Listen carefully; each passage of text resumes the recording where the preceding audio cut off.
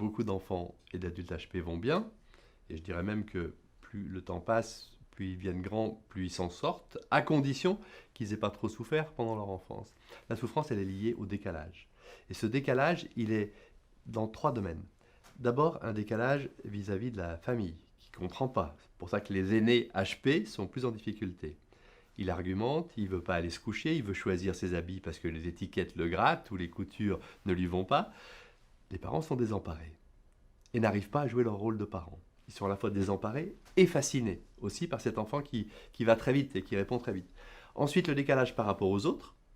Tous les enfants HP se plaignent à un moment donné de s'être sentis en décalage par rapport à leurs camarades, de ne pas partager les mêmes centres d'intérêt. Et puis troisièmement, ce qui était moins connu et qu'on a découvert avec notre recherche, un décalage intime. C'est-à-dire qu'ils ne sont pas forcément très bons de partout. Le cas le plus classique, c'est l'enfant à haut potentiel qui est excellent au niveau verbal, mais qui maîtrise beaucoup moins bien le geste graphique. Et l'enseignante va dire, quand il rentre dans l'écriture par exemple, t'es pas à haut potentiel, t'es pas bon de partout. Donc cette notion de décalage, tant qu'elle n'est pas comprise, tant qu'elle n'a pas été attribuée à ce fonctionnement à haut potentiel, elle est extrêmement piégeuse, c'est-à-dire que pour les enseignants, comme pour l'enfant lui-même, personne n'imagine que cet enfant est à haut potentiel. Et quand on fait le diagnostic, il retrouve le sourire.